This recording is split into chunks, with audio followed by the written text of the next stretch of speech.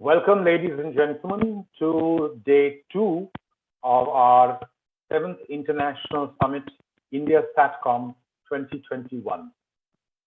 After yesterday's very successful inaugural session, it is my proud privilege again to welcome each and every one of you to session 1 of day 2 of this 7th edition of Broadband India Forum's annual flagship summit. The theme for the India Satcom session this year is mainstreaming Satcom for accelerating digital India. And the theme for this session is modern Satcom technologies and consumer benefits. We are very privileged to have the valued support of several different stakeholders, including the Government of India and partners in this particular session today. But I do not wish to give you too many details at this present point of time. Specifically, all speakers are requested to keep their mics on mute if they are not speaking. Keeping your camera on is a matter of personal choice and convenience, except when speaking. In the event of loss of bandwidth, however, my personal experience has been that switching off the camera seems to help. While sharing the screen with the presentation, please put a presentation on the slideshow mode. It's easier for viewing for our attendees. This event is being recorded and the link will be shared with all participants to revisit and share with your colleagues and friends if you wish. I am conscious that this is session 1 of 3 sessions during the day, and I would request each and every one of our speakers to stay within their allotted time so as to create a better experience for everyone who is part of this particular session. With all these little bits and pieces out of the way now, it is a great pleasure for me to invite Mr. Krishna from Hughes, who happens to also be the co-chair of our Satcom committee, for his welcome address. This entire session, in session 1, will be moderated by Mr. Krishna. Mr. Krishna is one of the founding members of the India operations at Hughes and has more than 27 years of experience in the satellite industry. Responsible for the technology roadmap and various strategic initiatives of the company, he plays an active role in policy advocacy and is actively engaged with the government on policy reforms. Krishna, over to you. Thanks, Rajat. Good morning, ladies and gentlemen. A very, very warm welcome to this edition of the India Satcom Forum, and specifically this session with the theme as modern Satcom technologies and the consumer benefits. So I think even today, Satcom plays a very, very important role and is touching the lives of the consumers in many ways, more than what we realize. Some of the examples are DTH, which is provided as a service through satellite, and satellite effectively is sitting in even urban markets. It is hand in hand with fiber and other media. It delivers entertainment to many households. The next good example is ATMs. Every time you go, you want to pull out cash from a ATM, your card gets validated and the balance is checked. All of that happens over a satellite connection. The third thing, of course, it's a little less prominent these days because of the pandemic. But otherwise, every time you go to watch a movie, the movie is actually delivered to a theater, where you are going digitally via satellite. Petrol pumps, these days, you see the rates of fuel changing day by day. So all the rates, are updated via satellite. A lot of pilferage prevention happens via satellite. In fact, adulteration monitoring happens via satellite. So the petrol pumps have, reinvented themselves, and now they are technology enabled, and satellite plays a very, very important role. Teleeducation is another example where today there is a lot of classes which go on remotely in the remote areas via satellite. And of course, last but not the least, today we have, as an industry, we've enabled passengers in flight and on maritime vessels We have enabled them to receive internet. So internet is ubiquitous, and satellite plays an important role in delivering this the internet to places where other forms of media can't reach.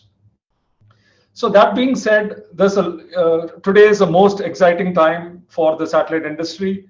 There's a lot of technology advancements which have taken place.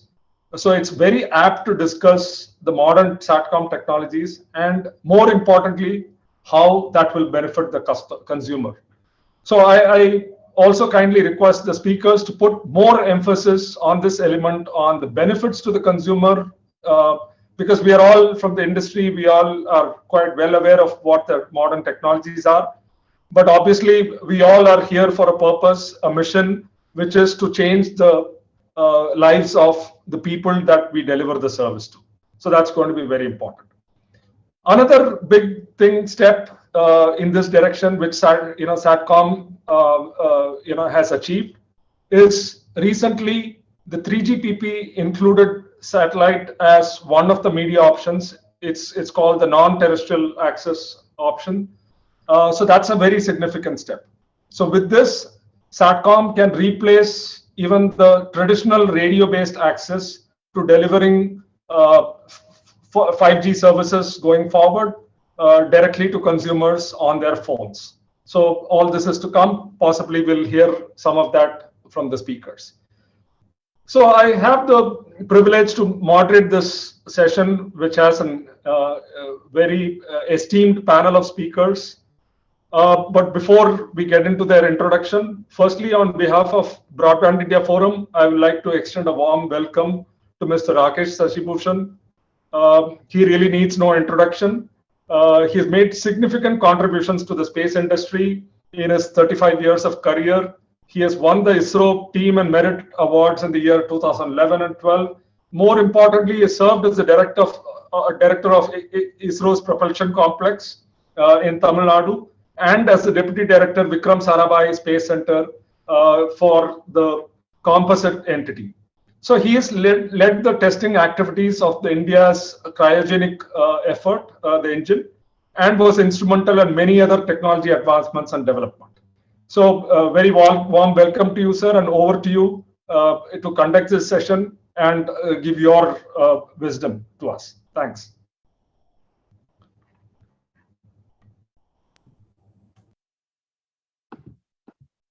Thank you, Krishna, for that kind introduction, and also for touching upon the applications of Satcom that touches the common man's lives. A very good morning to all of you, including speakers of the session and representatives from government, industry, media, and also to all participants. Firstly, I would like to compliment Broadband India Forum for successfully organizing the 7th edition of this flagship event on Satcom, which has facilitated continued deliberations and dialogue between all stakeholders on the role of Satcom in India's digital ecosystem. I'm also pleased to congratulate them on successfully bringing together and aligning the interests and objectives of a diverse range of stakeholders on the subject, comprising of government departments, agencies, and industry, to reflect upon and strategize the required measures for helping this promising advance towards fulfilling the nation's digital ambitions.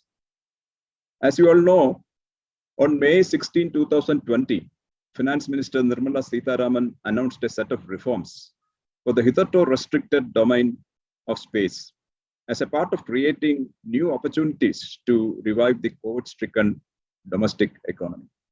The announcement were music to the ears of those who were looking to venture into this new domain and promised a level playing field and liberal policies for the private sector, among other things. Subsequently, Government of India is in the process of bringing comprehensive policies and guidelines to support the growth of private sector in this critically and highly potent domain. The draft Spacecom policy was a significant step in this direction, along with many other policies. And this is expected to be released formally soon. Creation of Indian National Space Promotion and Authorization Center, in space in short, was another milestone which was achieved a few months back. The agency will help facilitate the involvement of the private sector in all space sector activities, including Satcom. This would help augment and enhance the government actions already being carried out and ensure implementation of other elements of various policies in an expeditious and transparent manner. All these new reforms are aimed towards increasing the economic activity and self-sufficiency in critical technologies, and also to increase India's share in the global space economy, which is a frugal 3% now. With private players, including many startups, entering the market, the sector is now gaining significant interest from investors. A few startups are already successful in attracting investments and looking promising to deliver new products and services. As you may be aware, ISRO has already joined hands with NITI Aayog and DPIIT for promoting and encouraging more startups in the Indian space ecosystem. This is expected to further fuel the startup ecosystem in the space domain. The final approved guidelines on geospatial data released by Department of Science and Technology in February this year has scrapped all restrictions on the use of geospatial data. This deregulation has made it possible for all downstream players to access data directly from the supplier for value addition. This is expected to spur growth on the downstream applications, both in the governmental and commercial domains, and is expected to increase demand for data, which in turn drive the upstream sector also. And such a deregulation has to happen in the Satcom sector also, which we are expecting soon. Another critical factor for the growth of India's space economy would be the access to low-cost capital. I'm happy to note that a suitable FDI policy is in the process of being formulated so as to boost investor sentiments and attract substantial investments from foreign companies in the space sector in India. Many discussions are happening between industries in India and foreign companies in the field of satellite technologies and satellite business. All these developments augur really well for the satellite communication sector, as we are opening up for facilitating the much needed use of satellite, not just for disaster management and strategic applications, but also for meeting the much needed vital communication needs of the nation. The optimum use of Satcom will provide broadband connectivity of uniform quality to all citizens of this country and usher in a new era of satellite applications that can accelerate the digital India implementation. India is today making a significant process in rolling out high-capacity internet and broadband services down to the gram panchayats and villages in rural and remote areas using satellite. This digital connectivity is likely to bring a lot of new possibilities. It is heartening to note that Broadband India Forum is working to promote broadband ecosystem and particularly the use of Satcom for the same. I'm eagerly looking forward to the discourse during this session and exchanging ideas and thoughts with other stakeholders to take the mission of mainstreaming Satcom for accelerating digital India forward.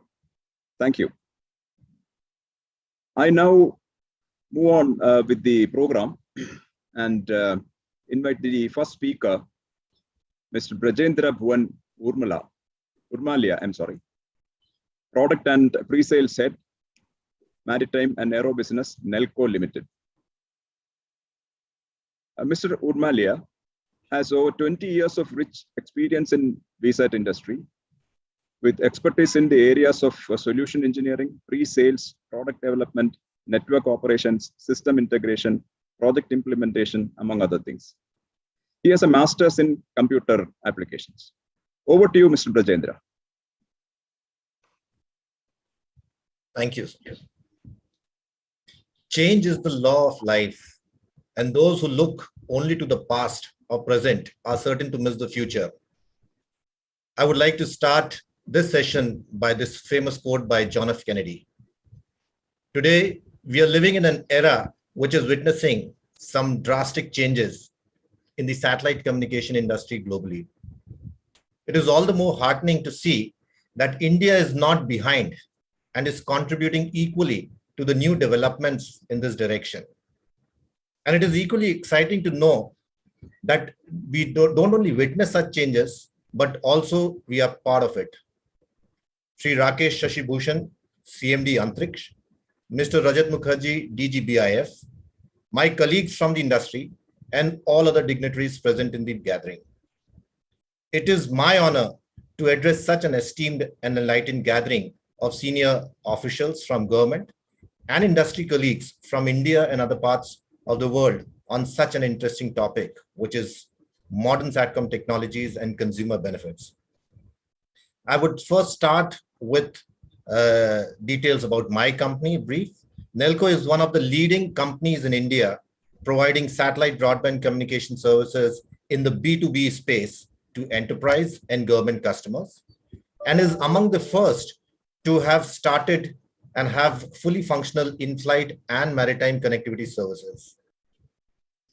We at Nelco strongly believe in adopting new technologies, and we embrace the technological changes as they come to extend the benefits to the customers. In the last decade, there has been substantial focus and investments made globally in the satellite communication industry, which has led to some path-breaking innovations which are disruptive in nature and are sure to bring humongous changes in the way we have been communicating using satellite till date. In my views, modernization of the satellite communications will definitely open the B2C segment, which is the end customer consumer segment. But I still think that the B2B segment, which has been, will also continue to be the real beneficiary and the consumer of the satellite communication technology, with wider adoption and acceptance within the B2B segments. These changes will be driven by technological innovations as well as with the abundance of bandwidth availability for use. Commercial satellite communications have been in existence for over 3 decades in India. While we did see some developments in the satellite technologies in these 3 decades, the pace had been very slow and these changes were minor and incremental. The result? Satellite communication is still in its trivial form and limited to narrow broadband, or to medium bandwidth applications, which are having a very high recurring cost of bandwidth. Hence, satellite connectivity as a media for data communications was limited to specific applications and also considered as the last resort of connectivity. This has made the market size very limited in India, and we have only around 3,000 installed terminals. Now, some of the major limitations of the legacy satellite communications technology, which have been the hindrance in the growth of the market, are the first and the foremost is, relatively we are using a bigger size of satellite terminals. It is not going down, and it does not support higher bandwidth per terminal. Overall, there is a scarcity of the bandwidth. We have limited bandwidth availability, and the cost of bandwidth is higher. And last but not the least is the higher latency using the satellite media. While there have been some global developments in the Satcom technologies in the last decade, the adoption in India has been relatively slow and lagging. However, in the recent years, we have witnessed active participation and focused approach by the Department of Space, Department of Telecommunications, and the TRAI to put India in the forefront to not only adopt, but also develop the latest technologies, which will surely help the Indian Satcom communications industry to grow multifolds. The enthusiasm and anticipation in the industry is even more, as the market is earnestly waiting the crucial government policy changes to take place, which has been deliberated extensively and expected to be implemented soon.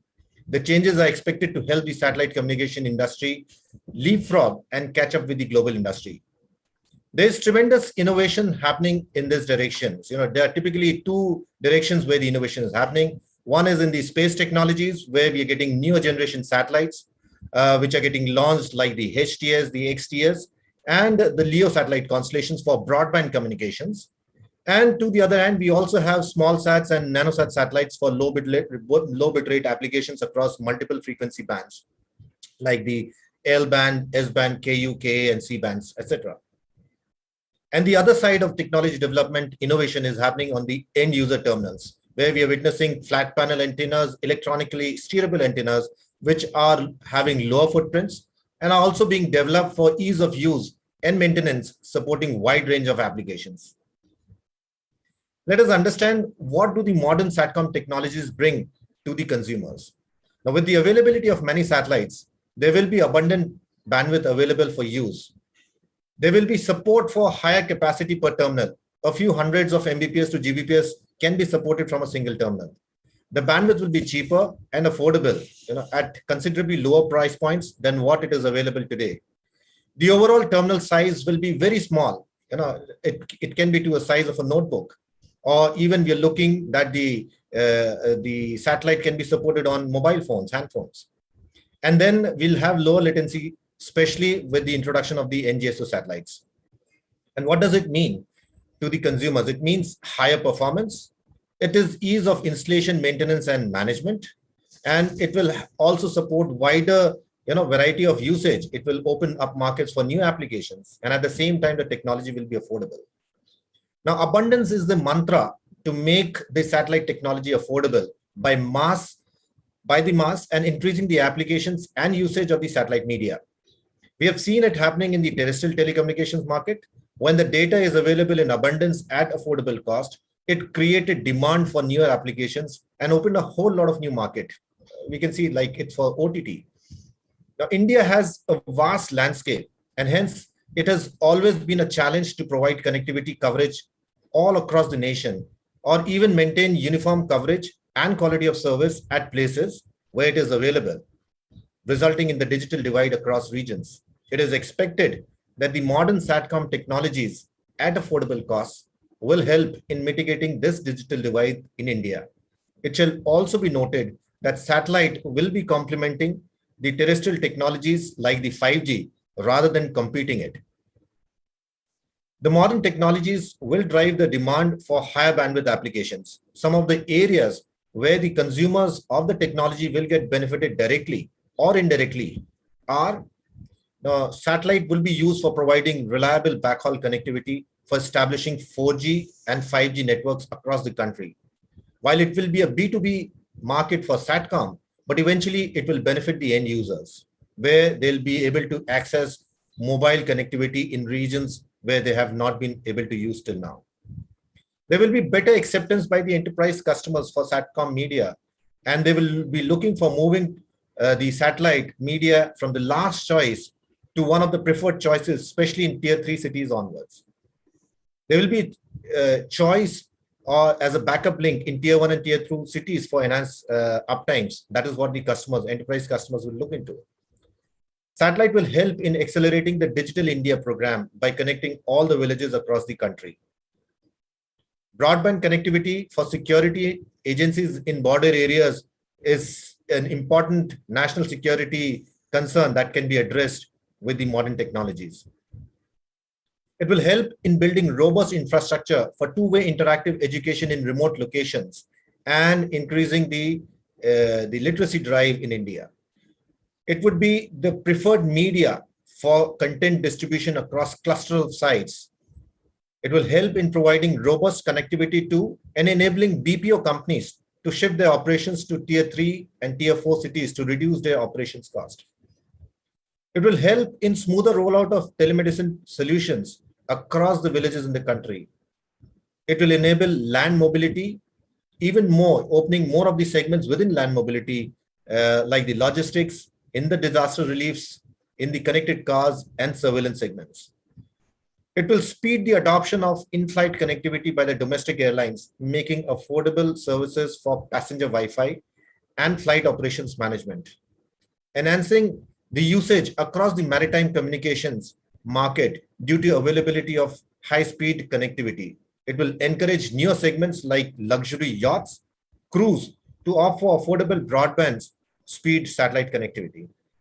And it will also open up the markets for faster rollout of IoT and M2M applications.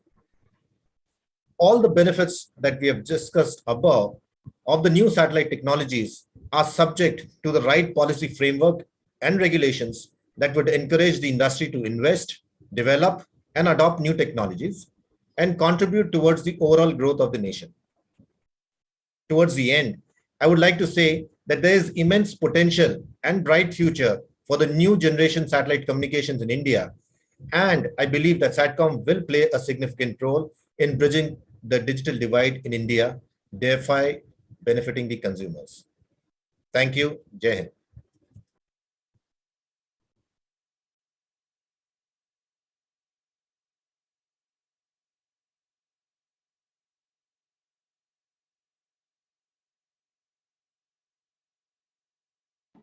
Sorry, thank you, Mr. Urmalia. Thank you very much. I had a brief disconnection.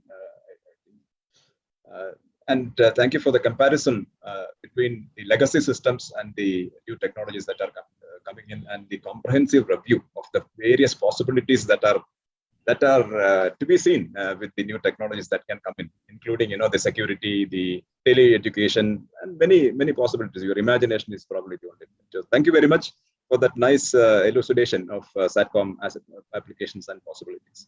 Now moving on, the next speaker is Shivaji Chatterjee, Senior Vice President, Enterprise Business Unit, Hughes Communication, India. Mr.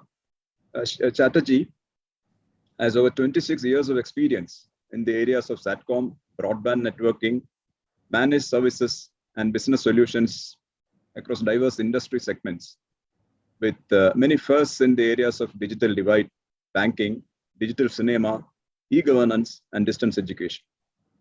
He has spearheaded many achievements for Hughes and in the Viasat industry in India. So, Mr. Chatterjee, over to you. Thank you so much, and big welcome to everybody.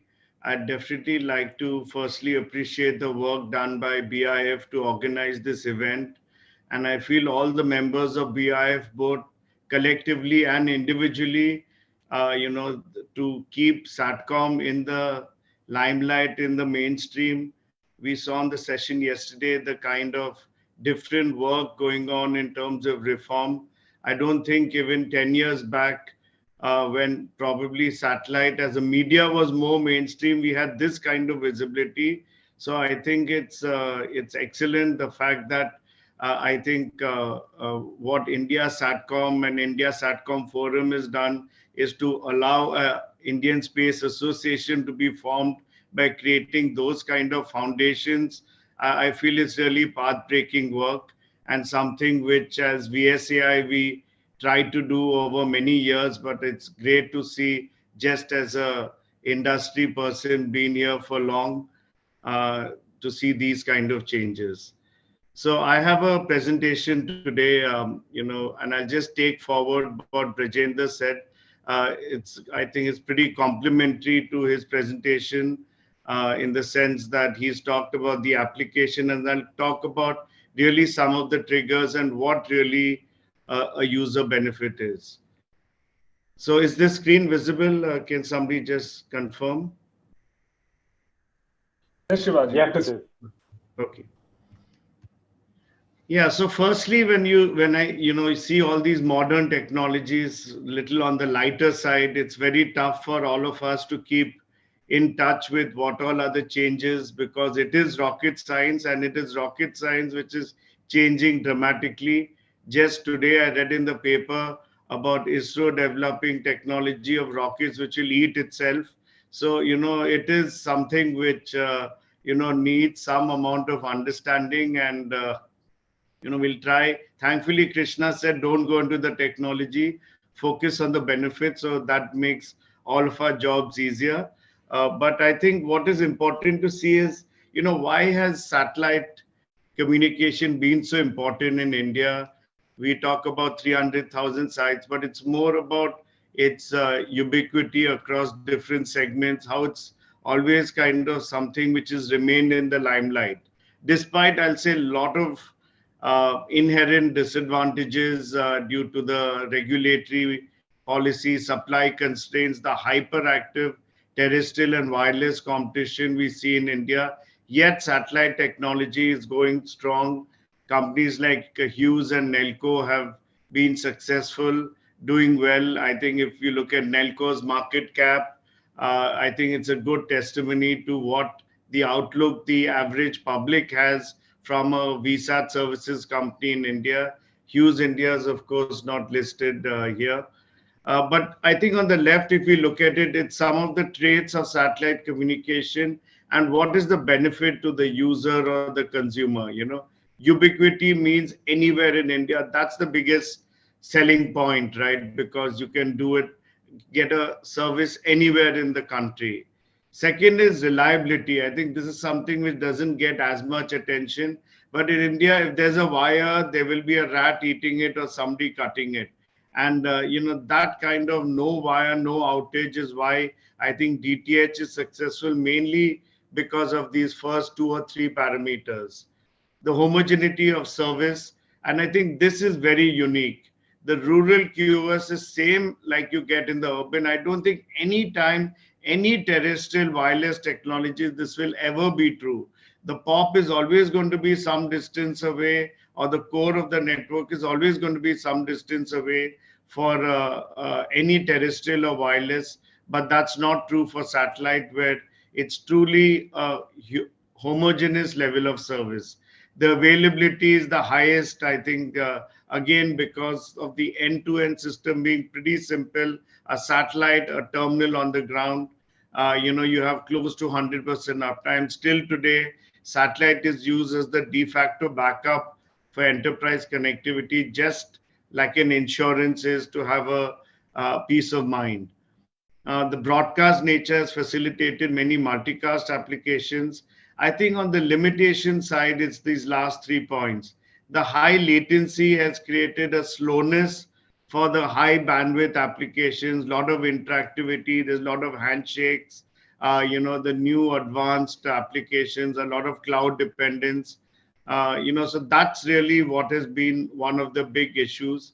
Second is the spectrum has been limited, which is resulted in a high cost per bit. And thirdly, I'll say India as a region has had a limited supply of satellites. I think with the Spacecom policy, hopefully that will change. But today, a lot of foreign operators don't really put capacity over India like they used to as a default path 10, 15 years back, because of the lack of access which has been there so far. So these have been some of the traits and how it's been happening and some of the benefits. So when we look at modern Satcom technologies, and this is just a kind of graphic, whether you look at these multi-beam operational here, you look at global constellations with satellites all over the world, you look at the different orbits from LEO, which is so close to the Earth, to MEO and GEO, where the distance changes. If you look at the frequency bands, which are, part of what modern technology is, from just C and KU, which we had in India, we have K, Ka band, V and W, all the new orbital filings for constellations are all happening in the higher frequency bands, because you have more bandwidth, you have less congestion, and you'll get higher speeds. Of course, I think with that, I also want to bring in virtualization, cloud, 5G. These are all a part of how satellite communication is being defined. It's part of an ecosystem. Gateways are in the cloud. The satellite hub hardware is virtualized. The remote hardware is getting standardized. 5G is becoming an overall construct and ecosystem, not for wireless, but for all connectivity and communication, both for enterprise and consumer. So all in all, there's terrific action which is there. And what those trends, I just tried to go back into the user benefit mode. What do they mean? And that's why I think all this excitement and change is there. High throughput satellite changes the whole construct, gives much more bits per hertz. And when you have much more bits per hertz, you have a very low cost per bit. So that is one of the game changers. The limitations has been latency, the limited frequency, the high cost. I think these are getting addressed. The multi-spot beam design creates much higher power, narrow beams. If you look at cellular technologies, there's not more than 10, 20 megahertz each operator has. That's nothing. But how do they achieve and provide Mbps service across millions of consumers in a circle?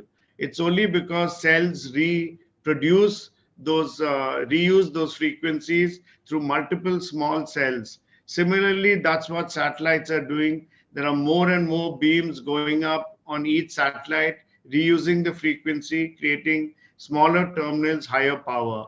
The multiple band advantage I spoke about, I think from when the hardware also is growing the way it is with much faster processing chipsets which are getting standardized, I think you're seeing close to theoretical limits being reached in terms of efficiency, bits per hertz, and again, it leads to much lower cost per bit.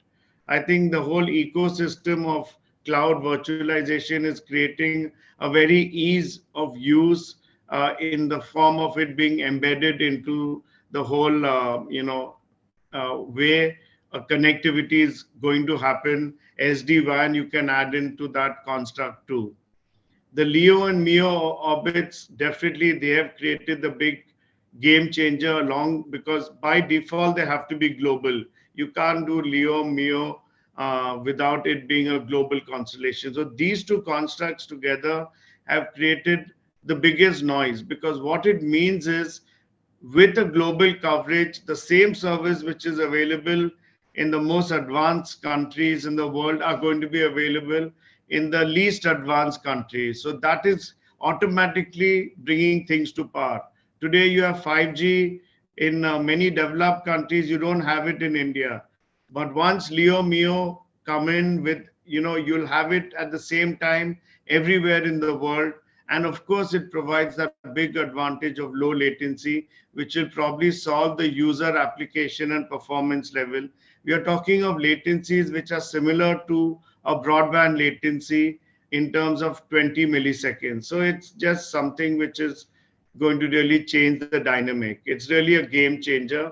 And as a result, if you read the papers every week or so, you have this big article which says, is satellite broadband the big thing, LEO constellations, GEO versus satellite, and all these kind of things.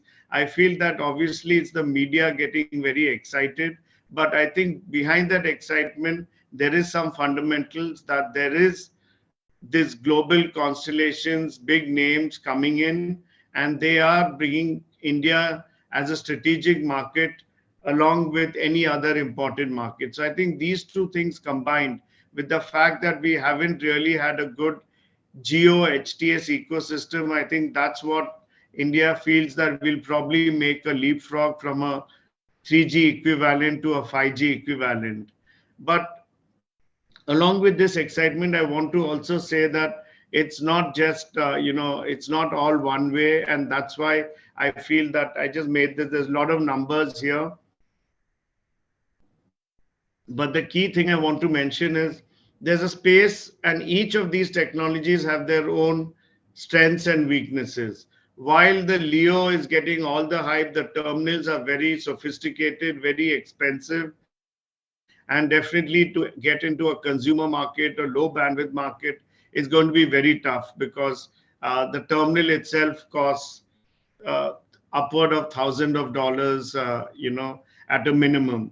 So it's not going to be easy to, use these, and probably only after 5 or 10 years will that technology evolve to be able to support true consumer applications or low bandwidth applications. I think Geo HTS has a great future in the country, because those satellites made by ISRO, for example, GSAT 11, 29, GSAT 20 coming up in the future, they have beams designed for the country. They provide a lot of stability, low user terminal costs, availabilities now, they're very proven. I think the whole NGSO constellations are yet to play out in terms of how the technology will work. So again, it has to be taken with a pinch of salt, but in terms of what they bring, in terms of global ubiquity and low latency and high power, I think that is really a game changer. So I think we'll really see a world where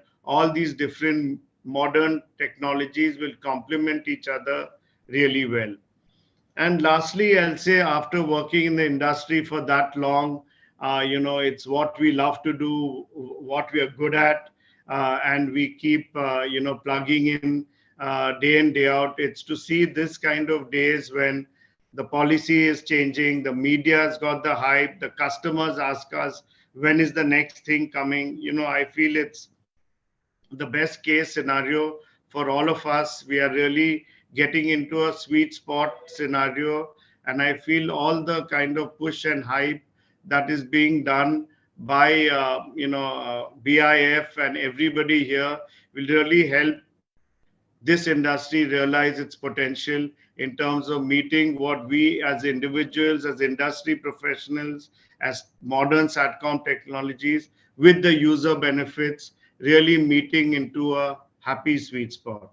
So that's what I had to say. Thank you everybody for listening.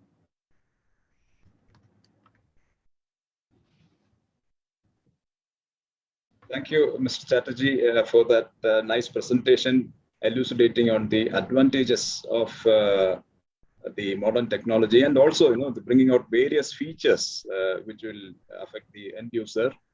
And of course, finally, bringing out the new STS Geo constellations, and which is designed for India, and what they can offer compared to the unknown quantity of this LEO constellations which are going to come. Thank you. It was a nice presentation, and nice to hear from an expert in the field on this Satcom and its various features. And now moving on, next speaker is Mr. Giddy Talmo, Vice President of Sales and Business Development, Satixfy UK. And Mr. Talmo is presently leading the Satixfy's IoT activities. He has over 25 years of experience in the international satellite business. He has led the creation of many new projects in the field of Viasat, mobile Satcom, tracking antennas, and defense implementations. He has earlier served in reputed organizations like Orbit, Gillette, Clariton, Satlinks, and Charter Control. Over to you, Mr. Talmo. Thank you very much. I hope you can all hear me well. So first of all, thank you very much for BIF for arranging this, and to Mr. Armot Yalango from the Department of Trade and Industry in the UK for inviting Satixfy and myself to participate. I've been given about 10 minutes to describe activity that we've been doing behind the scenes for the past 10 years. So it's going to be a bit difficult. I'm going to bombard you with a set of slides that I will try to share with you in a second. And I will go very quickly over these slides. I must say in the beginning that this is ahead of a roadshow that we're planning within India in the early new year. So if there's any more questions, we'll be able to elaborate them. Can you all see my first slide here? Thank you very much. So very few words about Satixfy, because I assume most of you haven't heard of us. As I said, we've been working for about 10 years behind the scenes. I'm going to have a laser pointer. There it is. Starting from the UK, where the UK Space Agency has invested well over $100 million in our technology. And we've been building a technology very much from the molecules upwards. So we've been changing, as I'll show you in a minute, all the very basic components that are driving the satellite technology today, from the very ASICs and the technologies that are building those ASICs to products, antennas, systems, and now payloads as well. Mostly in the areas of DVB, S2X, and RCS2 modems, which we have now marketed, and I'll talk very briefly about it, and digital beamforming technology, which has enabled us to build electronically steerable antennas, and now onboard processing payloads as well, where we're working with companies like OneWeb and Telesat and others. We now spread, we have a couple of centers in the UK, a couple of centers in Israel, a center in Bulgaria, and a small center in the US. The main technologies that we have at the moment are ground modem ASICs, ASICs that are building electronically steerable antennas using a very unique technology of true time delay, which is enabling to build antennas with multiple beams simultaneously. And then space ASICs as well that are now being put. We have actually one small spacecraft is already circling Earth. So we have space heritage there as well. So those ASICs are enabling us to build very small modems and, as I mentioned, electronically steerable antennas, modular, so various sizes. And the products that we have, and this is where I'm coming into the topic of our discussion today. So we've built modems, and some of you might have seen these modems. They are marketed by iDirect as the IQ versions. IoT terminals, which is what I will describe very briefly today. We're building the first OneWeb onboard processor satellite for them at the moment in the UK. And we're also building new comms on the move terminals and in-flight connectivity terminals, where we're working with companies like Airbus. So these two products are already launched, and this is like a few years back, the modems themselves. This is literally being launched this month, and this will be subject of the roadshow that we're doing in India in the early year. And this is simply being built and put into service as we speak. So these three, as I mentioned, 10 years of work, a lot of technology investment, mostly from the UK government, now being introduced into the market. So into IoT, and I'll jump straight into it. I mean, we're all familiar with the traditional Viasat configuration, where we had a modem, a set of batteries, a parabolic antenna, solar panels. The cost of the Viasat used to be about $500 to $1,000. It depends. Then you needed installation, power solution, the mechanics around it, and it was fixed because it was pointing at a geostationary satellite. Now, not only that, as Mr. Chatterjee said, there are LEOs coming, so the satellite is going to start moving. We want to minimize and cost reduce the whole thing. So using the silicon technology that we've been developing, we have come to a satellite IoT terminal, which doesn't require installation at all. You just put it and it finds the satellite itself. It's a mobile device, so either the platform on which the terminal is installed can be moving, or the satellite itself can be moving, or both. Low power consumption, it can be fed by the car electrical system. It has onboard processing. So we have a Linux computer on board the terminal, so you can run some edge processing protocols on the satellite terminal itself. And the whole thing costs less than $1,000. There's no need for installation, no need for mechanics, no need for special power solution.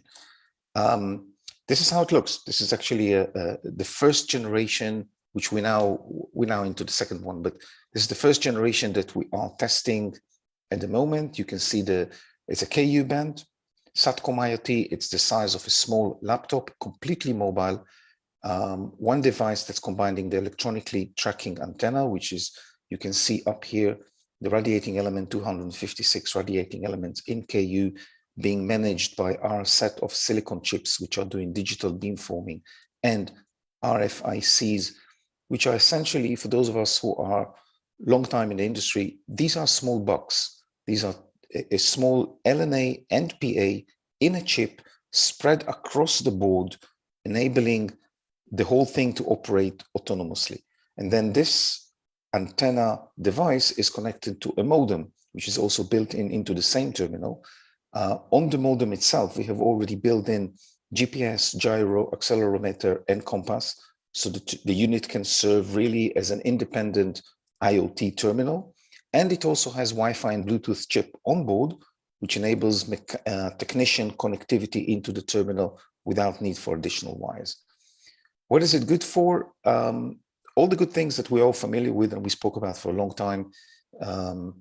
Fleet management, control of long lines, access to remote locations, either stationary assets like those that are in the picture here, or mobile assets like fishing fleets and hauling and trucks, where the requirement is typically short routine messages, emergency messages, voice, but not in a toll quality voice, something to the technician, something for the driver, just to say where he is, what's wrong with any device, online access to and from databases that are remote, and some edge processing if you want to do like geofencing, for example, for a device that is floating around. So all these are market requirements that do not require broadband.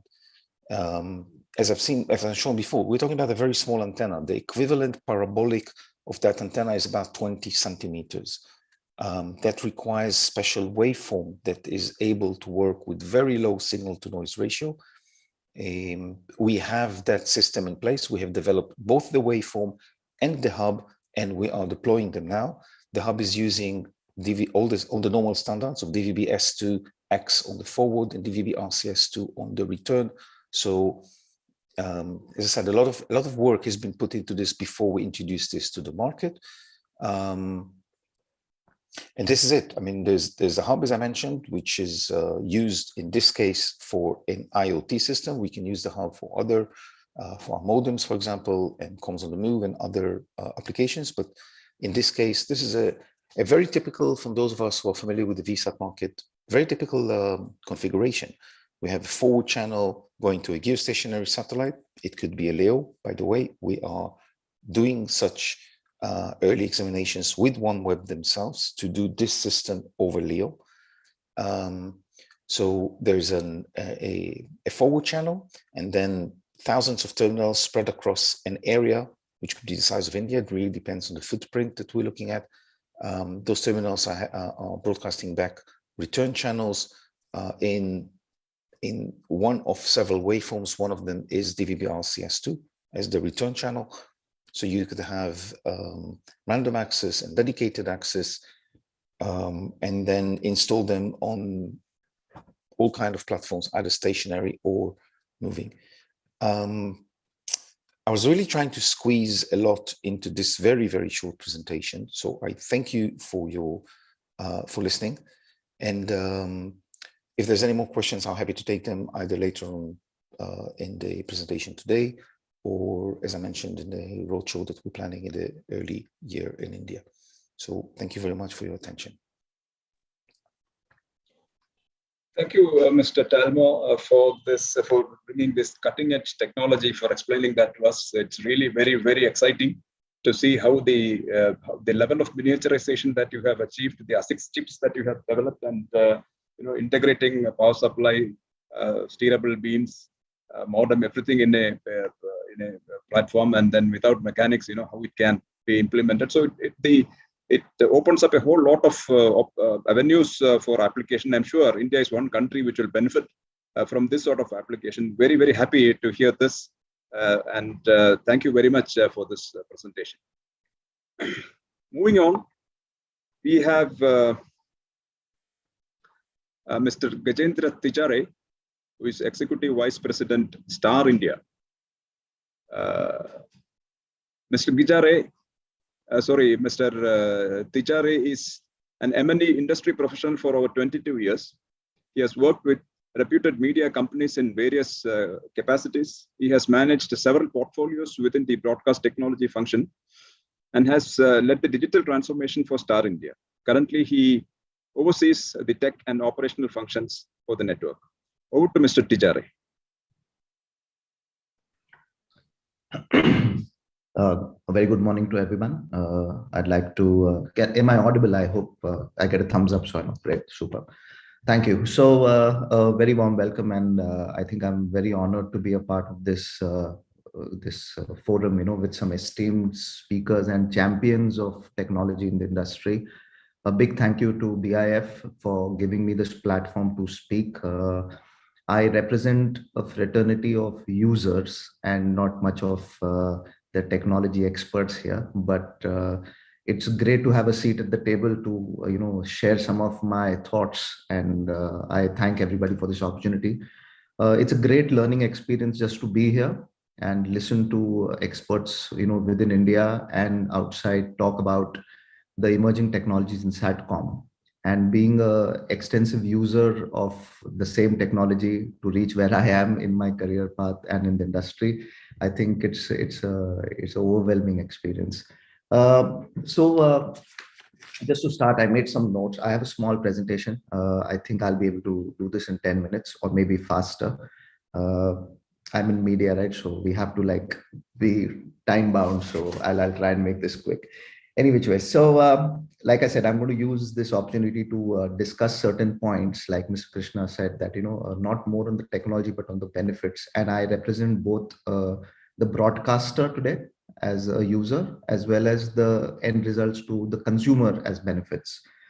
Like I said, I've been part of the TV industry. When I say television, right from advertising to media, that's television production, to sports production and entertainment from 97. So it's roughly around 23 years. And TV is my bread and butter. So I'd like to share my screen. Just to give me a second, please. And yeah, I hope my screen is visible to everybody. Super. So before I go into this, I'd just like to show a flashback, just to share how the trajectory of television has been for me in the country. So it started with tower with black and white TV with the Yagi antenna, and we have a famous news anchor on Doordarshan, Meenu. It evolved to color television after some time. It was like a household community gathering, one television set. It eventually, in my youth, it went to a satellite dish, and that's what we saw, in on the top of a building or a rooftop of somebody and a coaxial cable coming into your TV. Privatization in the 90s, and you have like, oh, we have cable TV. That's how it moved on. But that's not what I'm going to talk about. This is just to set a flashback. My theme for the discussion today is 2020. For some of you, I think it might not be something that is resonating with the current flavor that's going on in the country today. I'm referring to the fact that we have the World T20 World Cup just got over. We have IPL T20, India New Zealand T20. The 2020 in this context is nothing to do with cricket, but I'm taking the 20 years in the past and the 20 years from now on. What does satellite and what does technology hold for our industry today and how prevalent it is? So just to give you a glimpse, this is what our last 20 years have been, a broadcasting center. We've got a plethora of satellite operators who really made sure that what we achieved in this country is reach. We reached out to the lowest common denominator thanks to satellite.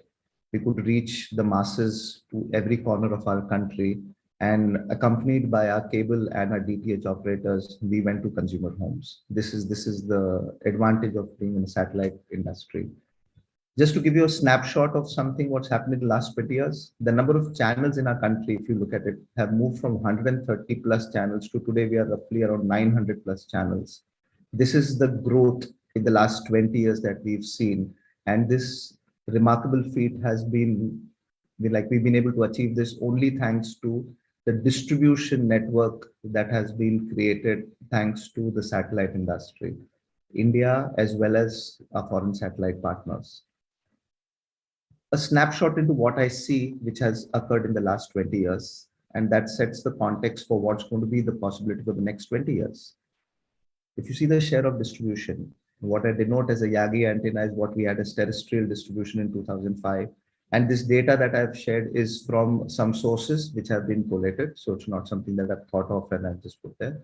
But if you see that 50% of our distribution in 2005 came from Yagi and cable and DTH. Today that skew is 98% to 2%. Yes, we are talking about revival of DTT as a terrestrial platform. We are talking about various things, but I think satellite still holds the key to a lot of this disruption that will come through, whether it is entertainment, whether it is data, whether it is all the other possibilities when we talk about high throughput satellites, trading internet, broadband, IoT, everything that's coming through. But I think the distribution pattern for the next 20 years is the discussion point here.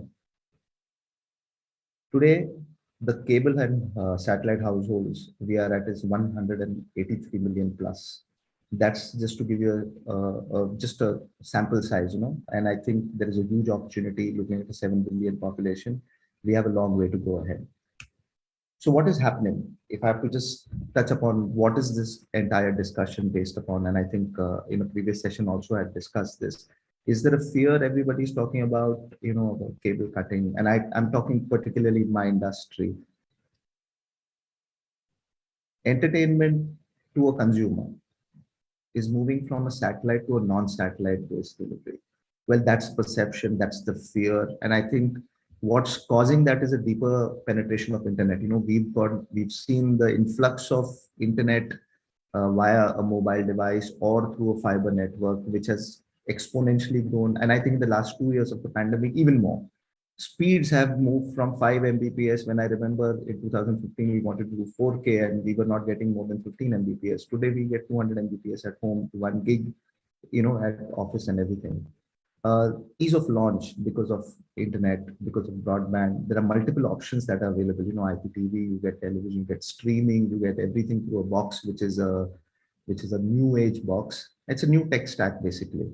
So this is what we are moving to. Do we foresee this as a threat or an opportunity?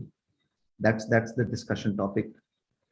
And I like this gentleman because he gave some great quotes. I think, I see innovation is the ability to change as an opportunity and not a threat. And I've seen that, and I believe in that firmly, whether it comes to machine learning, artificial intelligence, or Satcom technologies vis-a-vis a fiber. I think this is an opportunity. And the reason why I say that as a broadcaster, as a user, and as the consumer as well, I think India's reach, and I've seen that in my line of work, that India is very diverse. Our terrain, our geographic, our entire geographic location gives Satcom technologies a greater advantage than any other technology. I think they've already been in the industry. They get ease of, using the existing infra. And I think in the previous discussion, my fellow experts have mentioned a lot of these cases, like village connectivity, terrain. I think Nelco had some great insights. Mr. Chatterjee spoke about something also. And this is it. I think this is a great opportunity for all the technologies that we've been talking about that Satcom can offer. This is what we need to do to enhance and bring it to fore. For example, I think linear TV ad revenues are still very, very significant. And the reach, and this is just to quote that, if I go to a regular digital platform, my reach via Satcom over this country and its subcontinents here, it's immense. It's a 1 point to many locations. It gives me a lot of economies of scale. I still have pricing power, 1 to many options. And today, I myself as a user, I'm a broadband user through a satellite. And what I foresee is in the next 20 years, this is only going to enhance. This is what we need to do. There was a similar diagram. I think we are talking about, Geo, Meo, and Leo. These are this is like everybody knows this, so I'm not going to dwell on that. But there is an opportunity on all three. There is a use case for all three. How we capitalize this and give the benefit to the consumer is all here. It's about just implementing, making sure that this is available for the consumer, it is accessible for the consumer. And the last point, I think, which is the most important benefit for Indian consumer, is the affordability. And I see that Satcom, with its vast reach, with its existence into this country for a long time, can capitalize on the last point, which is affordability, much better. From my point of view as a broadcaster, I think geo orbital space will still continue. It is needed. In fact, what I would use this platform, and we've already in talks with BIF, and Mr. TVR is helping us, is also some ease of critical business, when it comes to policies and everything from a geo for linear television and terrestrial satellite providers, including the teleport operators within the country. That is something that we are looking for, because I think simulating and advancing the technology is the only way of longevity in this world. Innovation is the need and benefit to the consumer, which will make it sticky for them so that they adapt. That's all I have to say. I don't want to dwell too much into the technology, because there are more than enough slides on tech and what it can offer, including what Mr. Talmor showcased. It's technology is just shrinking. So accessibility through that is just something that we are just waiting for. It's around the corner. So as I mentioned, 2020, we've seen 20 glorious years, and the next 20 are it's just beginning. So I think we are just awaiting for this Satcom technology revolution to take place and provide immense benefits to everybody. Thank you.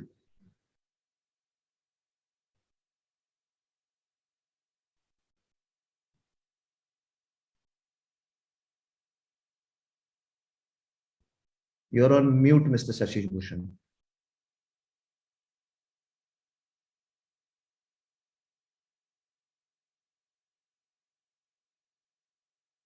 Sorry about that. Yeah, thank you, Mr. Tichari, for bringing out the various aspects of satellites in content distribution. And of course, the traditional way of content distribution, it is threatened by the new LEO constellations probably. And you have brought out nicely that this change is probably an opportunity for when you look forward to the next 20 years and the 2020 concept, comparing how the changes have happened. So thank you for that nice picturization of the various scenarios. Moving on, we have Mr. Christian Gomez, Senior Director, Government and Regulatory Affairs, Asia Pacific, Viasat, with us. So, Mr. Gomez has over 20 years of experience in wireless policy and spectrum regulation. Prior to joining Viasat, Christian held senior policy and regulatory roles within the ITU Radio Communication Bureau, the mobile industry, and the New Zealand spectrum regulator.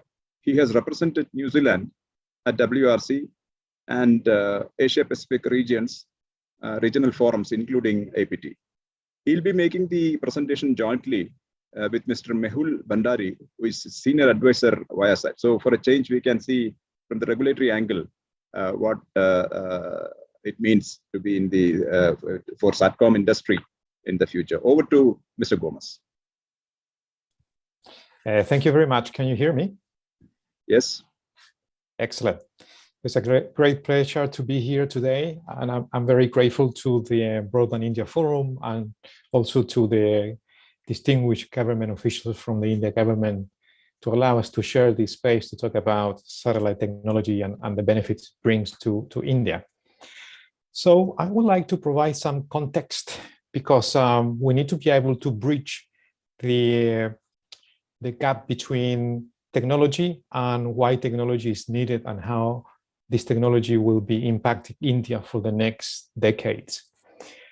So having a quick look at the geographic as well as population data type of statistics of India, we can see that according to the World Bank, India has a rural population of 65%. So it's a very important number.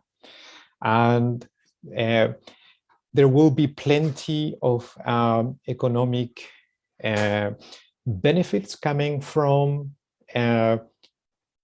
this group of population being covered with broadband. If we look at the mobile broadband adoption, while it's been significant in India and India continues to grow, the unique subscriptions, according to the GSMA, is about 36% of mobile broadband in the whole country. And the level of fiber to the home coverage, which is fixed broadband, is reaching about 3%, and the overall fixed broadband adoption nationally is about 8%, according to the ITU.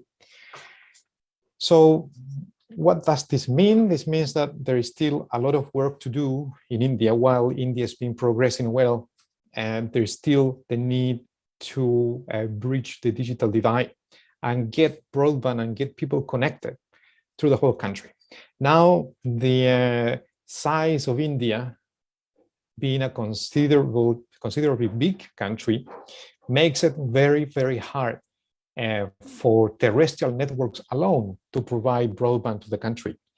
So here we're talking about, over 1 billion people distributed over a very, very large territory. And if we think about the technologies like 5G, which are terrestrial and operate in much higher frequency bands than previous mobile technologies, we need to think about the impact in terms of coverage area. So 5G technology, for example, in the mid-band, will have about 4 times less coverage than traditional mobile in the sub-gigahertz bands, for example. And then if we think about millimeter wave in the 26 gigahertz band, which is another offering which is nascent in the 5G community, we're talking about base stations which can cover about 200 meters. So that's how far you can go with millimeter wave. So it is impossible to bring broadband to the 65% of the population with terrestrial networks alone. So how can we help, and how is Viasat working to advance technology and make a difference in bridging the digital divide in India? Our new fleet of satellites, which we're going to be launching from next year, is Viasat 3. So this is a global constellation that will cover the entire globe, and we will have a dedicated satellite in the geo orbit for the Asia-Pacific region. So we will be delivering with each satellite about 1 terabit per second. So we have increased massively the capacities, and we are doing this with technology designed by Viasat. And also, if you can see on the graph there, we have also been able to improve the cost efficiency in terms of the production of broadband and this type of capacity from satellite, just because we have been able to manage the economies of production of satellite technology. And this is just an example to show you how our technology compares in terms of being more efficient in producing ultra high throughput data in comparison to other bands. And we compete within our own team. So Viasat 2, for example, which was already a high throughput satellite and is already covering the Americas region and parts of Europe, we have already improved this technology to make it more significantly cost efficient. So if you look at Viasat 3, these are the economics of Viasat 3, and we are also already working towards Viasat 4, which will provide even better economics. So in this context, I'd like to hand over to my colleague, Mehul, who is going to talk about regulatory and policy challenges, which needs to be tackled in order to benefit from what Viasat is offering. Go ahead, Mehul. Thank you, Christian. Thank you, BIF. Talking about the our solutions, first I'd like to mention that, of course, coverage and the ultra high speeds is something that is a basic requirement now in the country, particularly when the statistics were given, where 63 to 65% of the population still is in the rural part. And we know that what COVID has done, basically spread out effect that has taken place. And clearly there are a lot of untapped economic benefits that are to be reaped for the country. And for that, we understand that the broadband is something that is for all. It needs to be ubiquitous and something that should be used by all. And clearly, we see that, of course, 4G, 3G, 2G, and now going forward 5G will definitely be will play a key role and have played a key role, but they will not be enough. And broadband, particularly in the mobility and the eSIM solutions, will be able to offer support to the infrastructure of significance that we call, whether it's railways, shipping, transport, maritime, or in the aviation sector. Now, as mentioned earlier, I'd like to reiterate that Viasat's solutions are ultra high throughput satellites and will be able to offer fiber-like capacity and 5G-like speeds from 300 megabits per second to 1 gigabits per second, and at very cost efficient and price points. So that is something very important. From the regulatory perspective, we seek that there needs to be a authorization of globally available satellite capacity to be used in India. So that is something very important where players like us come into the picture. And there's in the first column, the last part, I'll just try to, there needs to be cautious approach also with the NGSO LEO mega constellations for the country to have future-proof access to the various orbital resources there, because the kind of installations that are happening with the numbers that are being put up yesterday when I was listening to one of the speakers to the tune of 300 to 400,000 satellites and 200 satellites per day. So that's something needs to be a little cautious. Approach needs to be there. Now, all of this comes, boils down to spectrum, because we see spectrum is directly, proportional to the growth that we would like to see, that the country would like to see in digitalizing India and realizing the NDCP 2018 goals. And clearly for this, the Ka band, that is the band between 27.5 to 29.5 gigahertz, is absolutely critical. Here, I would also like to mention that the contiguous approach needs to be taken, where the full 2 gigahertz spectrum requirement is absolutely essential. And yesterday there was a talk about the downstream and the upstream, and clearly the downstream is more dependent on the upstream, to bring the creativity, and to support that creativity and innovation. There needs to be a full use of this 2 gigahertz in this band. And particularly here, I would like to stress that it is the balanced approach here would not work, because clearly the traffic is not linear. When we talk traffic in terms of capacity or erlangs or throughputs, the full 2 gigahertz will have a different realization, and that is very important for the country. We know that 26 gigahertz is for the 5G as per the WRC 19. Full 3.25 gigahertz of spectrum is sufficiently available for the industrial applications in the millimeter wave band for the IMT usage. However, we see that 28 gigahertz is for the sole satellite use, the Ka band, and that will offer the national coverage and high-speed broadband. Thank you. Over to you, Christian. Thank you very much, Mehul. I would like to also touch on some challenges which India needs to take into account when thinking about this very important band for ultra-high throughput satellites. Is that in the 28 gigahertz band, IMT or mobile technology is technically incompatible to be used in the same band. And this is very simple because the 5G technology IMT, either fixed wireless access or mobile, operates on TDD mode, which means that the base stations use the same band to transmit and receive. So in 28 gigahertz, you have receive operations as well as transmit. Now, if you have widespread numbers of base stations for 5G, the aggregate effect will impact in terms of interference, affecting the satellite receivers in space. But also then on the ground, we have a number of interference paths due to the fact that IMT has been designed in an incompatible way to operate in co-channel bases in the same band with the fixed satellite service, for example. And the situation gets even more complicated when we think about eSIM, for example, where the satellite services roam around ubiquitously, either for maritime aviation or ground type of transport.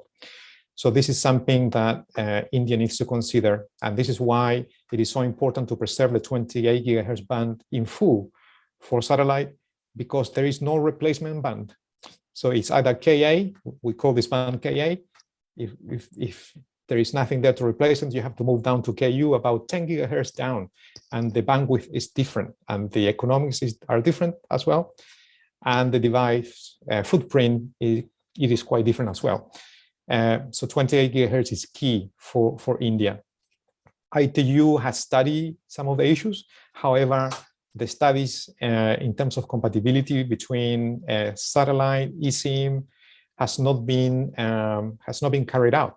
So any study that you look in terms of how these two technologies can be compatible, IMT and satellite in the same band, only takes into account fixed satellite services. So it means that stations which do not move, eSIM has not been considered. So that creates a further challenge. And just in about closing my presentation, I'd like to share with you how the world is prioritizing spectrum for broadband. Here we have a snapshot of emerging markets and their selection of spectrum for 5G.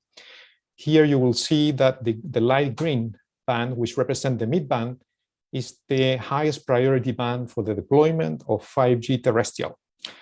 So the whole world is prioritizing mid bands, then followed by low band, which is below 1 gigahertz. And then you will see that the ecosystem is quite small for millimeter wave. 26 gigahertz is probably the most popular between the two. And this is because the 26 gigahertz is the only millimeter wave band in this range, which has been harmonized through an IMT identification of WRC19.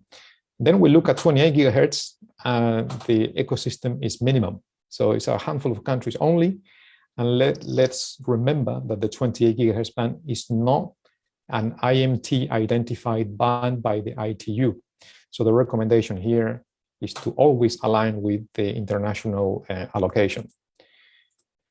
And finally, in closing, I would like to point out that the economic benefits of protecting the 28 gigahertz band for ultra-high throughput satellites for India are significant, in the order of about $184.6 billion year by year by 2030, by means of additional GDP. Now, this figure is an outcome of a research done by a UK research company. And the figure comes from an analysis which takes into account an addressable market in India, which is about 28.7 million population, which do not have any form of broadband, not even mobile broadband, not even 4G, nothing. So that's a large number. And then if we take into account the underserved population, which is about 869 million, this is pockets of population which are much bigger and do not have sufficient bandwidth in 4G mobile, for example. They have very basic coverage, and it gets quite expensive to get to them outside the cities, for example. So this addressable market of underserved plus underserved is just below 900 million. If we can get broadband to them at a reasonable cost and with nationwide footprint, which can only be done with 28 gigahertz, then we are going to have those benefits in the Indian economy. So our recommendations are, in order to have those benefits, India should accommodate 5G mobile in a separate spectrum in 26 gigahertz. This is what most of the world is doing. Then allow advanced satellite systems to use the 28 gigahertz band fully and without restrictions for both the fixed satellite service and the mobile eSIM type of satellite implementation for aviation, maritime, and ground transportation. And also to avoid any form of sharing arrangement in the 28 gigahertz, because it would lead to complex arrangement, quite costly, as I mentioned before. These two technologies, because are both ubiquitous, they're incompatible to operate in co-channel basis. And our proposal is here, 26 gigahertz, we strongly agree that it should be used by 5G. They already have an allocation on a nationwide basis. 28 gigahertz should be used by satellite in order for India to benefit from both terrestrial and space type of broadband. And with this, I'd like to close my presentation, and I thank you so much for the space today. Thank you, Komas, and thank you, Bhandari, for bringing out the importance of 28 gigahertz spectrum for India, its economic benefits, and the problems that can be there if the regulation is not proper for the present system the way it is going forward. Thank you very much. And this brings us to the close of the session, and let me hand over to Mr. Krishna to proceed further. Thank you, sir.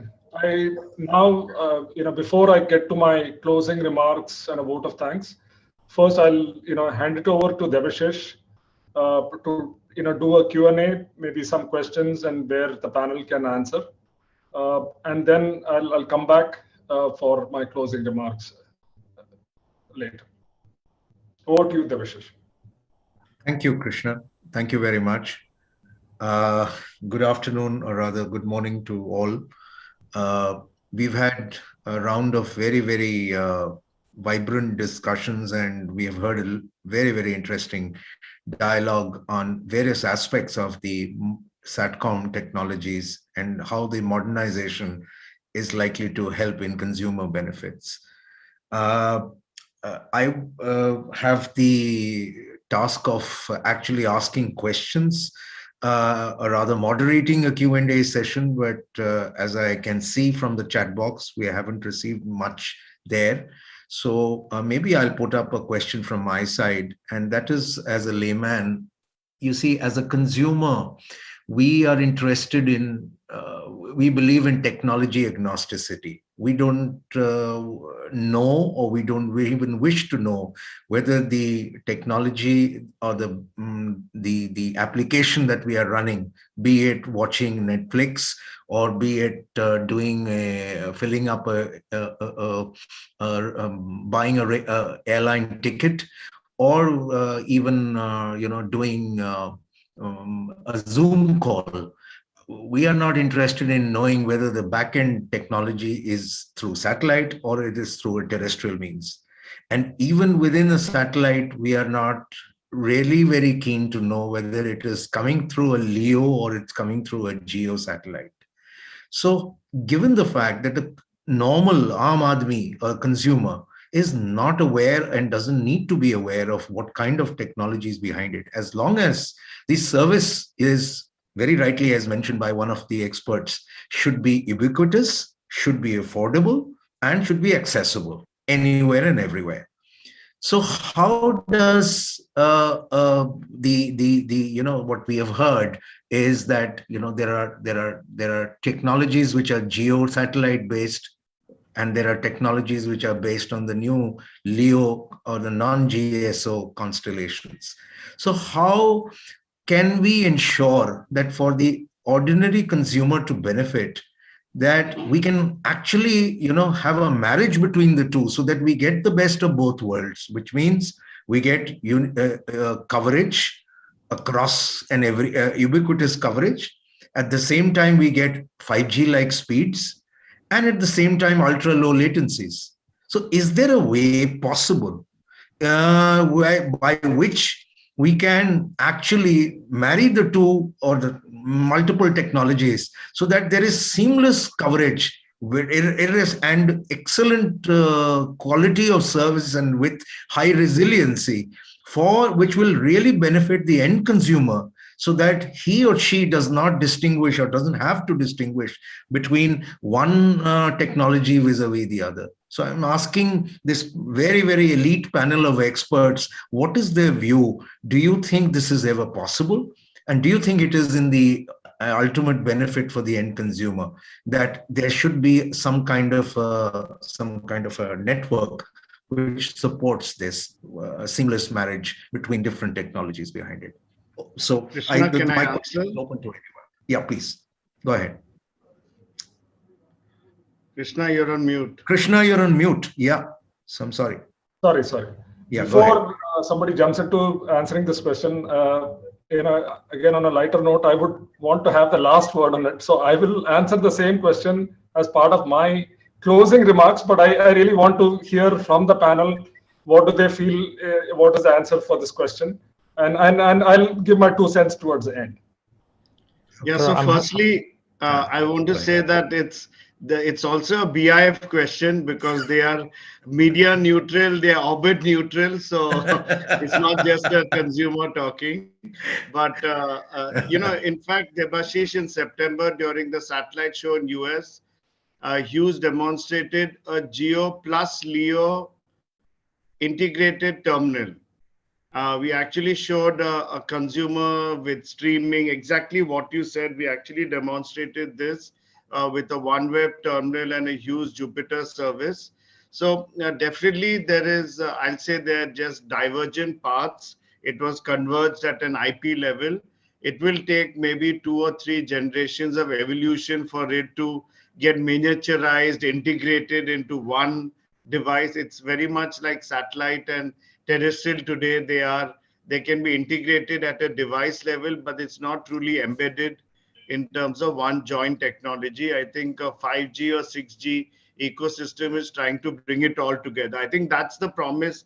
The answer to you is that's the promise of 5G or 6G, where it tries to make it one homogeneous ecosystem where at least the end user doesn't care how it's happening, and that can only happen through standards. I might be able to offer some views as well. Please. From another geo network that also is working towards having a hybrid network. It is feasible and possible for LEO and GEO to coexist, and MEO. Now the key for success there, GEO can provide a lot of capacity, obviously, because the satellites are bigger, and for us, the lifespan of each satellite can be 20 years. So it's a very, very long time. And we are quite safe because our orbit has much more space and we can maneuver our satellites because we carry enough fuel, for example. So in terms of space sustainability, GEO is well placed already, and we have a lot of experience, decades of experience, in terms of making the GEO orbit work well. Now, with the newcomers in LEO, the question is, how can space remain sustainable with a number of satellites being launched? There are safe LEO networks and well-designed LEO networks, such as the likes by Hughes, Viasat, and others, for example, with hybrid networks. But there are other LEO networks which represent high risks. And I'm talking about mega constellations, those satellites network which are over 10,000 satellites, for example. Those ones get replaced every 4 to 6 years, and they have to go somewhere. And they do not get disposed in an orbital graveyard. They have to be disposed by re-entry into the atmosphere. So that's the one issue in terms of climate impact and environmental impact. Imagine having 100,000 satellites every 4 to 6 years being re-entered to the atmosphere and burned in there. That's the one issue. And the second issue is the congestion of LEO. So properly designed LEO networks, they have a reasonable angular separation between satellites. Now, the risky satellite networks, they have very large gaps, which means that in between satellites, they have space which is too large in between them, which means that they will take up the entire LEO orbit very quickly. So that's the risk that regulators need to consider when they license LEO networks. They need to ask for information about angular separation between satellites. And also they need to ask the information about how many satellites that are being deployed and whether those satellites are all part of one filing or multiple filings. Now the ITU does not have an answer yet for this in terms of how to manage this. So if the ITU doesn't have an answer, that means that countries need to make sure that licensing rules are appropriate now, so we don't have to get into a situation where the LEO network becomes unusable. And this is the concern for a lot of us in the satellite industry, that if things go wrong in the LEO deployment, it will affect GEO, it will affect MEO, and it will affect all countries that will want to have a LEO network at some point. So there are good LEO networks and there are badly designed LEO networks. And that's my take on that. Thank you. Thank you. Thank you. Anybody else has any views?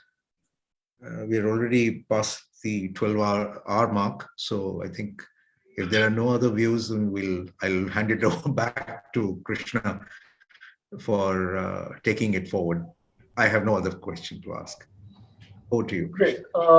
So again, before I conclude this session, I just want to invite Mr. Rakesh Sashibhushan for his closing remarks.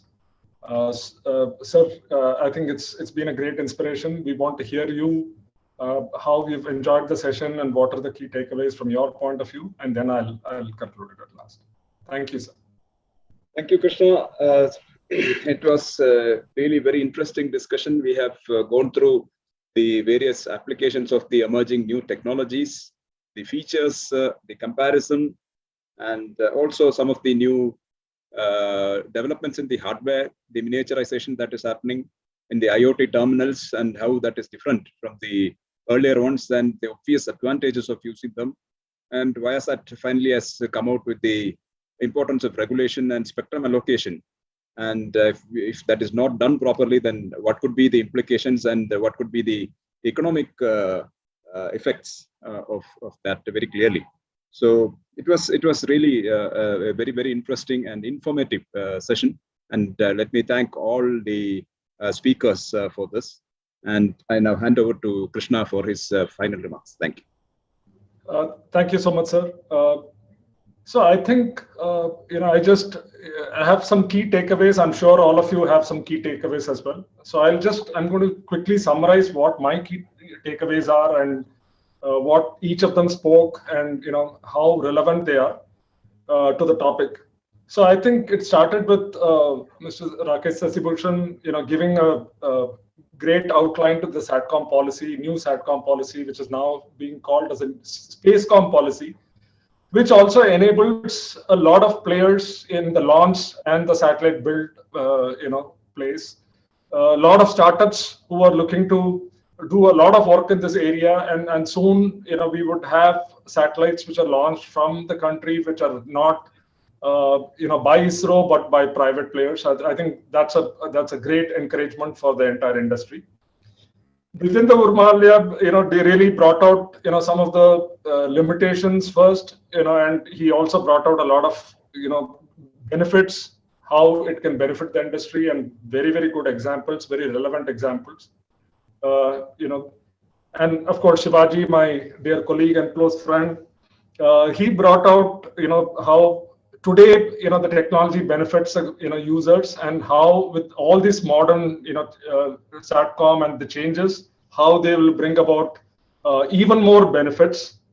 I think Shivaji, I love the sweet spot. So, it's interesting. Giri Talmor, from Satisfy, he talked about IoT. I think it's again very relevant because, we are talking about IoT not just from a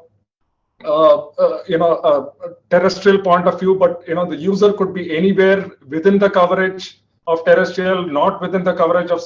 So to achieve ubiquity, I think IoT on satellite is very, very relevant today.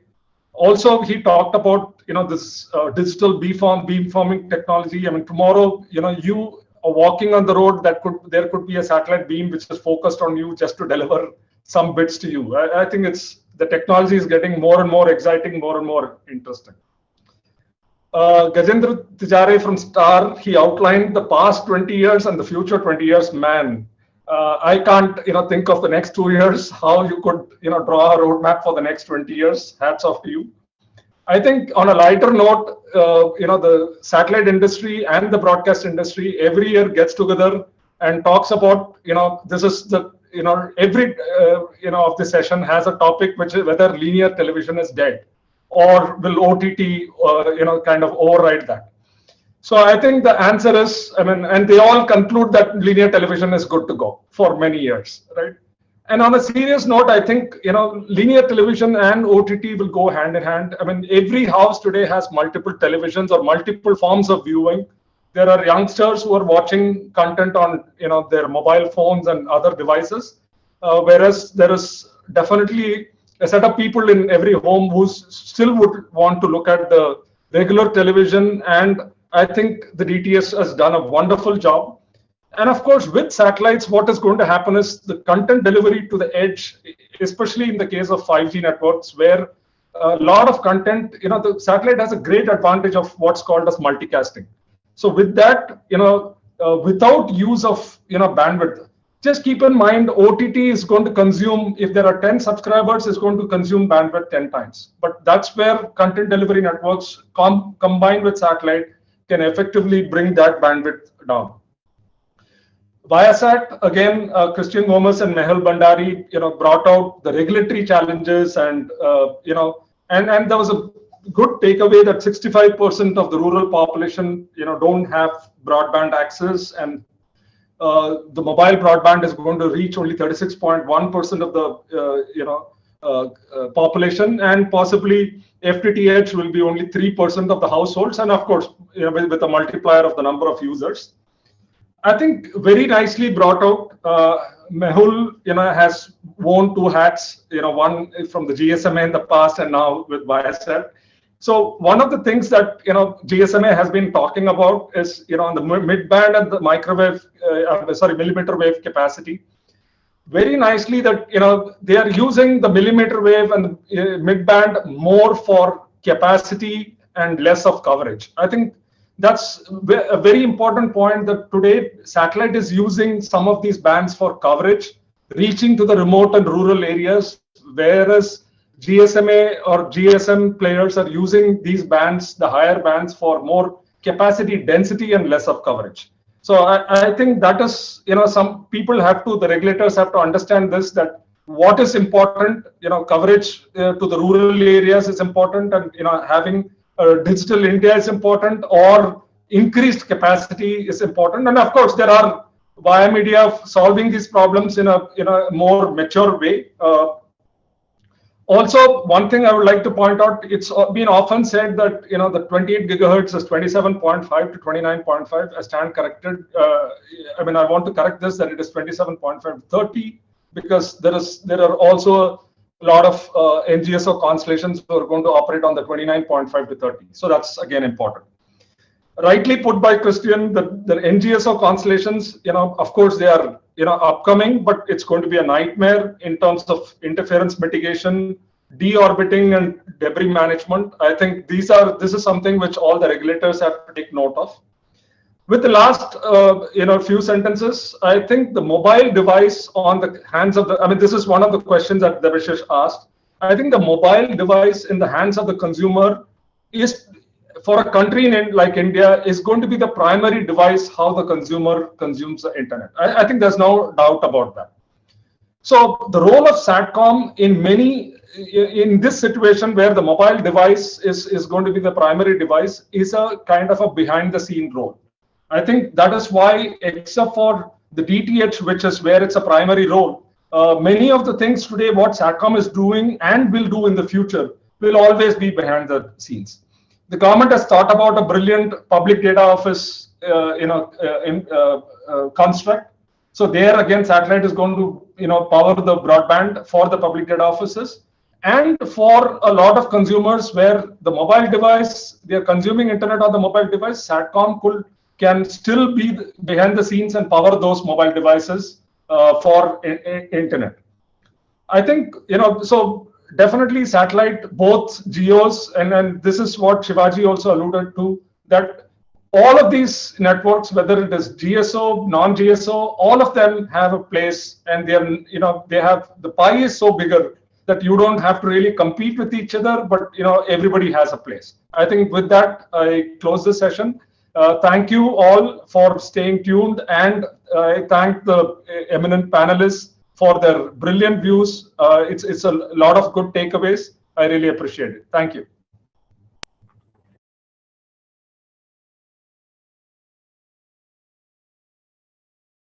Handling this entire session. And thank you very much, Mr. Sashi Bhushan, for the management of the panel. It was definitely a very vibrant discussion.